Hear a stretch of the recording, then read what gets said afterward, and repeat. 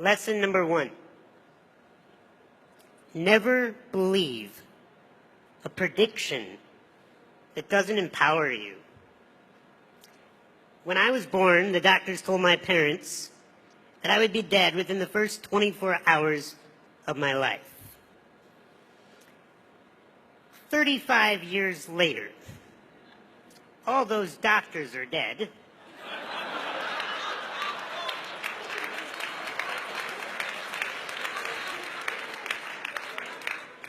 And I am the only doctor that remains.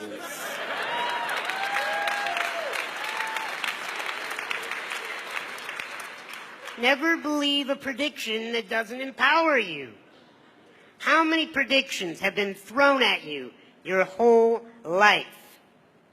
If you believe predictions that do not empower you, you will wither away and die. Either physically die or your spirit will die as you just walk around the world like a carcass that is just following the masses. You will be given a lot of titles in your life. You will be told so many different things. You must only listen to that which empowers you. I have a belief that has served me in my life, and that is that everyone is rooting for me to win, even those that do not know it. And I am not here today to tell you that I have had adversity in my life, and so therefore I know what you're going through. I don't have a clue what any of you are going through in your lives. I did not grow up in your neighborhoods, more than likely. I did not have your set of parents, nor do I live in your body. I have not had the events that you've had happen to you. I can tell you I am only an expert on one thing, and that's how to be me. And I do it well.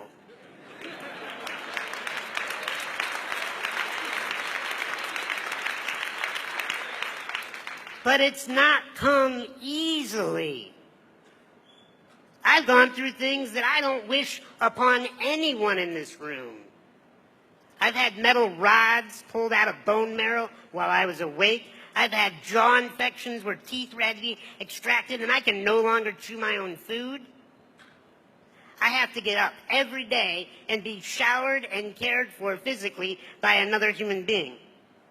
Fortunately, she's a gorgeous woman that I married.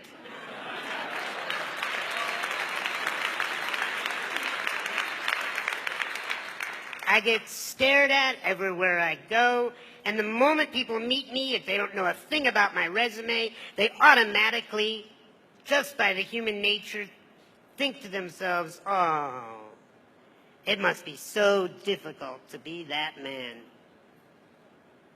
If somebody pities me, they're wasting their time.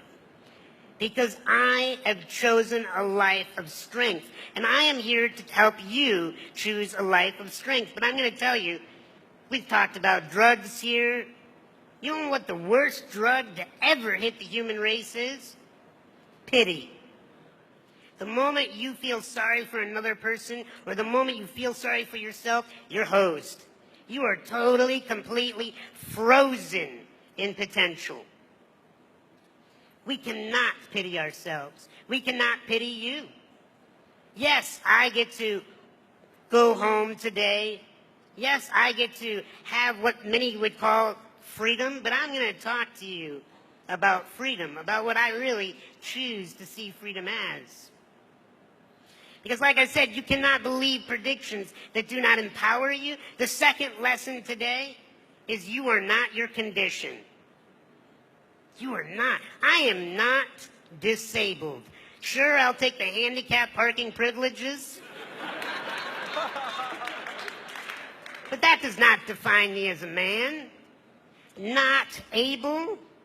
I've been looked at and treated my whole life as if I am not able. I have had to rise above and show people that the only disability is one's refusal to adapt. You have to adapt to whatever environment you're in, even if it's prison. And what does adaptation look like? I think it looks like celebration. Because when you meet people that are celebrating their life, you want to be around them. You want to learn from them. You want to do business with them. You want to hire them. Look, if you do not want to be seen as a prisoner or a convict when you get out of this, or even while you're in this, then it's an attitude. It is a belief in yourself that you bring value to the human race, no matter what your current condition, title, or stature is. Because if I believe that I'm disabled, I would wither up, I would be shy, I would be insecure, I would be afraid, I would act like I need your help. And the rest of humanity would be okay with that. But I choose something else. I choose to be strong. I choose to be a leader. I choose to have words to move this planet. I'll tell you why I was born. And I hope it inspires you to find out why you were born. I was born to rid this world of insecurity. Because when a human being is insecure, they do stupid stuff. When we feel like we're not enough, we chase external validation and external objects to try to tell us we're enough. Thank you.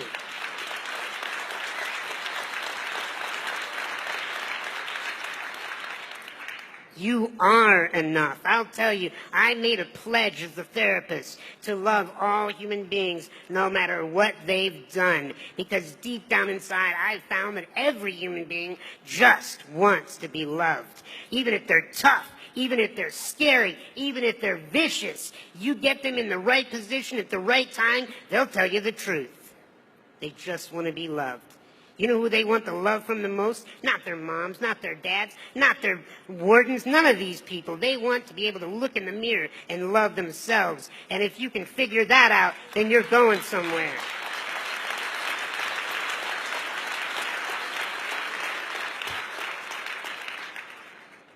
But you cannot feel sorry for yourself. When you feel sorry for yourself, you will wither. But there's a contradiction to feeling sorry for yourself. At the opposite extreme, it's what I call bullying yourself, beating yourself up, being your own enemy and telling yourself that all those predictions, those negative opinions, they're true, they're right, you're washed up failure, you're not going to amount to anything. Bullying yourself is the most dangerous thing that you could do. You cannot afford to pity yourself. You cannot afford to bully yourself. You have to love yourself. Because the last lesson that I'm going to share with you today, that is, I'm going to teach you what the real prison is. It's not surrounded by barbed wire or electrical fences. The real prisons do not have guards. The real prison's up here. And we all got it. We all have a mind that chatters. So often won't stop chattering. Do you know where your salvation is? It's not outside these walls. I've met so many people that are so extremely successful and famous that are in prison because they're stuck in their minds, bullying themselves, pitying themselves. True freedom is dropping down out of that mind. And what my wife has taught me is drop into your heart, into mastering this beating thing that is more than just sending blood to the extremities. What is it doing? It's sending emotional possibilities, infinite possibilities of choice in our behavior, in our life, in our attitude. When you love yourself, whether you're sleeping on a prison cot or in a mansion, whether you have food in your belly or you don't know when your next meal is coming, when you love yourself, when you learn to master your emotions, then and only then are you free. I love you, each and every one of you, and I wish you freedom within these walls. God bless.